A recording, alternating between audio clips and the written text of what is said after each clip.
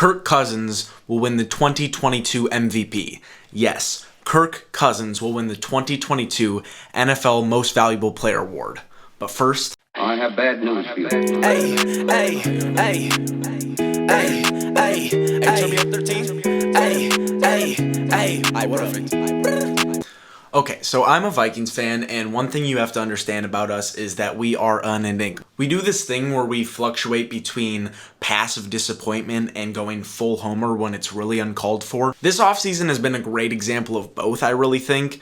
Prior to the draft and free agency, our cornerback room looked like Perry Nickerson, Harrison Hand, Chris Boyd, and Cam Dantzler. Now, no shade to Boyd, Hand, and Nickerson, but Nickerson hasn't played since 2018 with the Jaguars, where he was just a punt gunner with the Jags. Hand is currently a special teams player, and Boyd thus far has been a career backup, which is very necessary. You need rotational pieces, but that's not someone I'm very comfortable starting and being like, yeah, just go guard Tyreek Hill. So as of a few weeks ago, our best and most established cornerback was Cameron Dantzler, who I'm a huge fan of, but he's only 2 years into his career, and he's been mostly a league average player, so he's very promising. But promising doesn't mean much when you're giving up a game-winning touchdown to Jared Goff and the Lions. So what I'm getting at is our cornerback room was a disaster.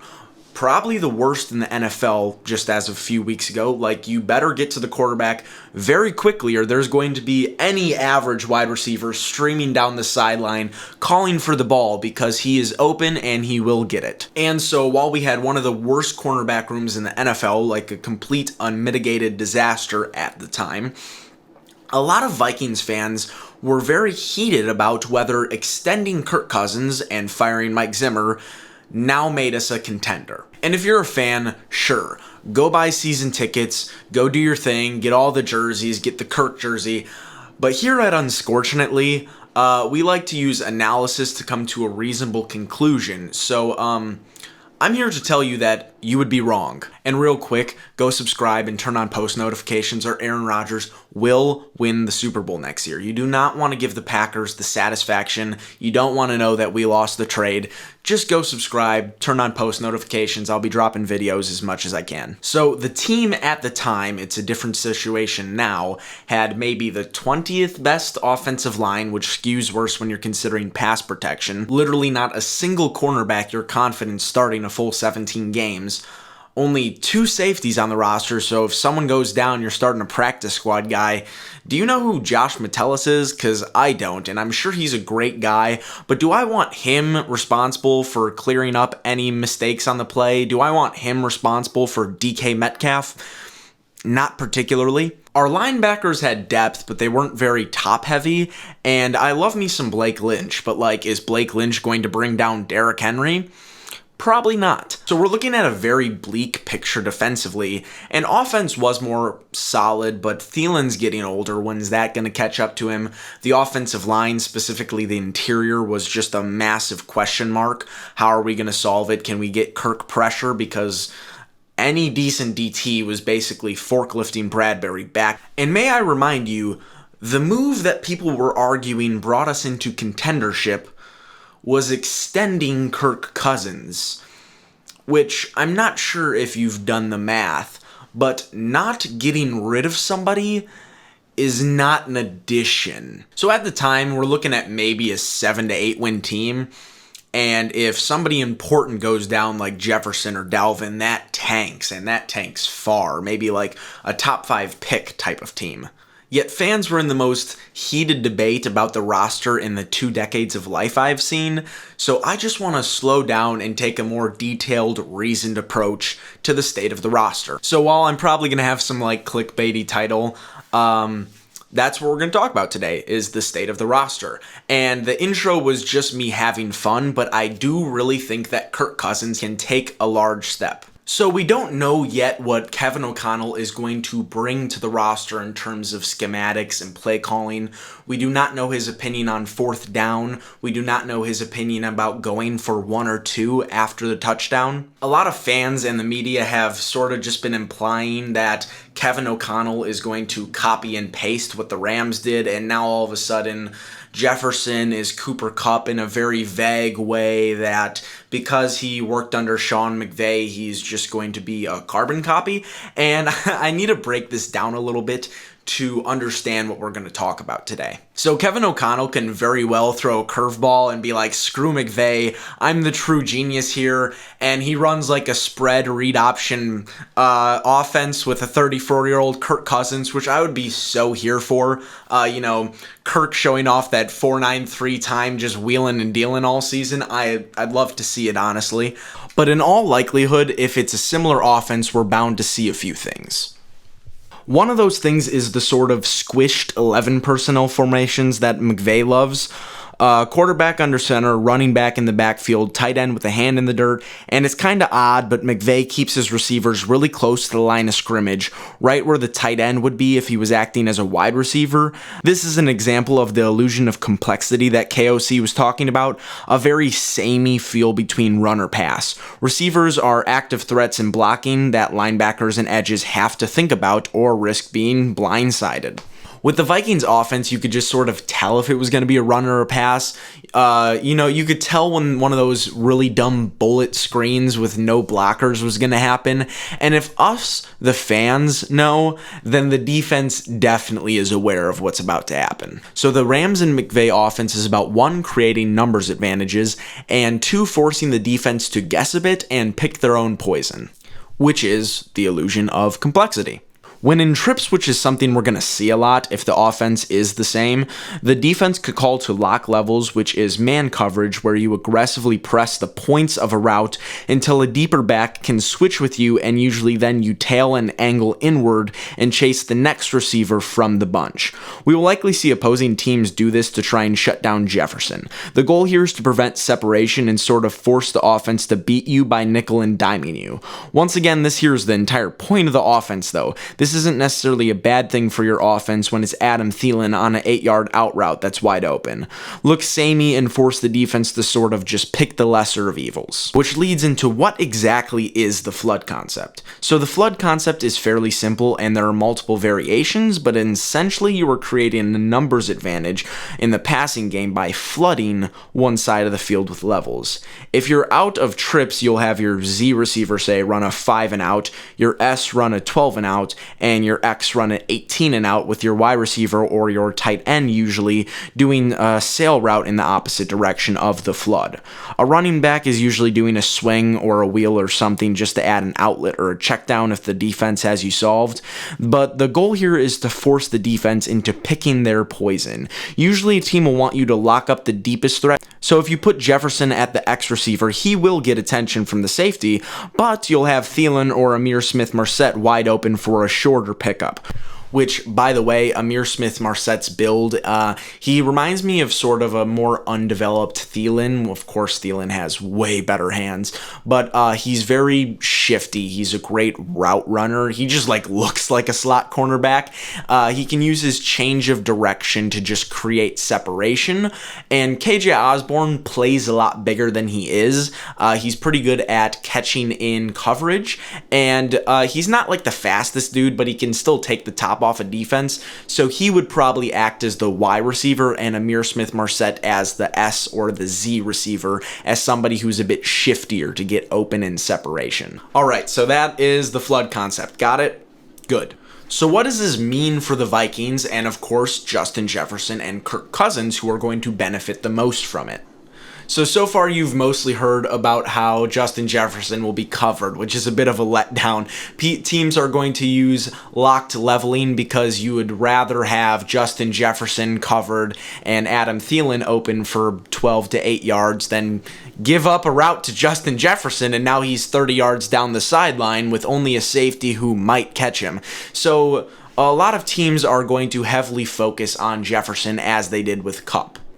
But the X receiver is usually just a red herring, one that has to be accounted for because if you don't, there's the potential for a massive play to be given up. And also, even when Justin Jefferson is the X receiver and he's receiving all this attention, due to him just being Justin Jefferson, or occasionally a defender won't play as hard as he needs to in locked levels, and he will be open and he will get routes even when double teamed. Good receivers do that. Cooper Kupp did that.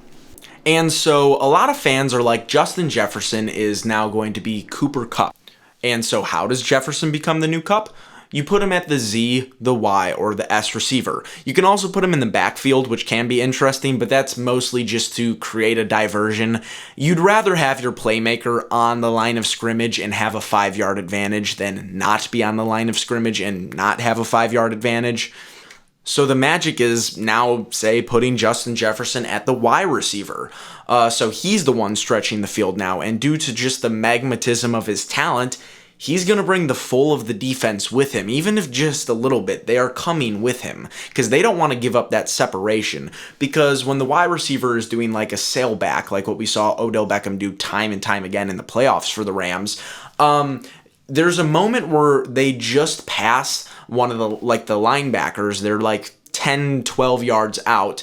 And if their corner is not playing inside, which they're likely not going to be, there's going to be enough separation for a pretty easy, quote unquote, pass for like a 20-yard gain in the middle of the field. So now you bring another defensive back away from the flood concept, which already was a mismatch, and now you might have one corner and one safety to defend Adam Thielen, Amir Smith-Marset, and KJ Osborne.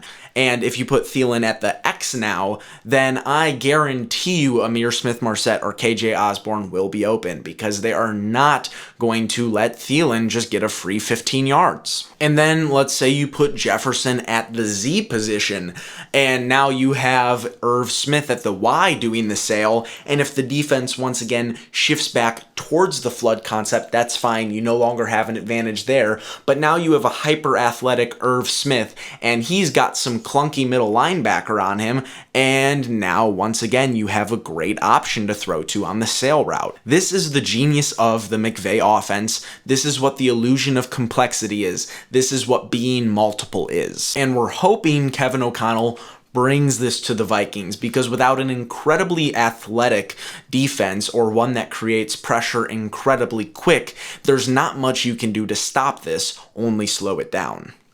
And now we are fully back.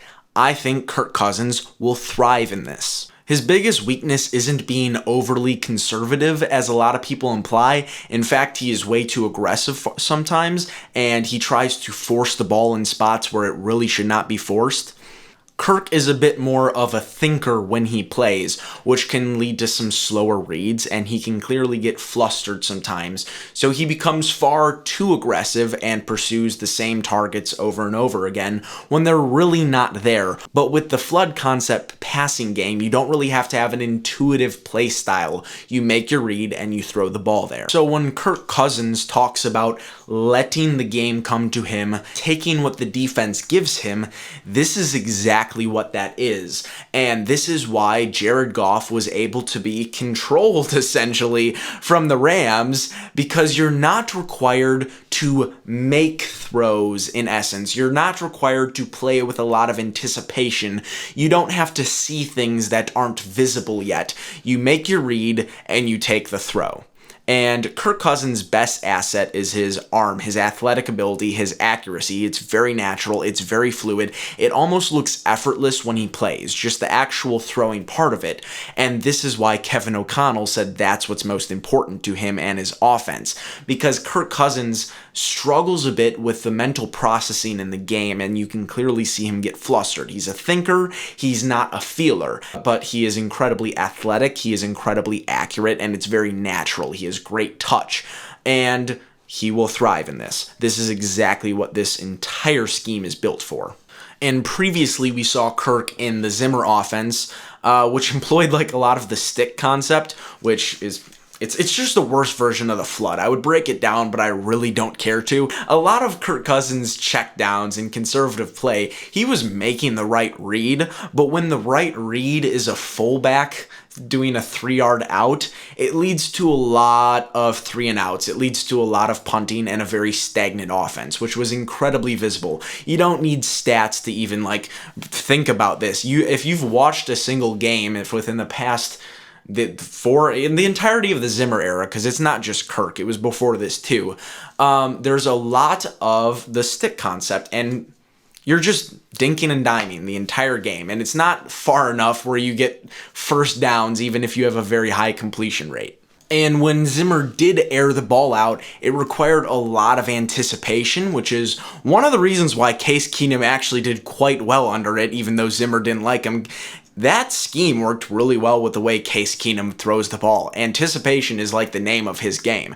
There's a lot of deep comebacks. There's a lot of like 12-yard curl routes. There's a lot of what looked like it was going to be a bench pass play, but then it ended up being some sort of weird like flattened levels. And it involves the receivers being very in the mix of things in the center, which requires a lot of anticipation, because if you have corners pressing up and you got linebackers that are in that box, you have to hit the perfect moment. It's very much not a thinking man's game. That is 100% intuition, which, as we discussed earlier, is very much not Kirk Cousins.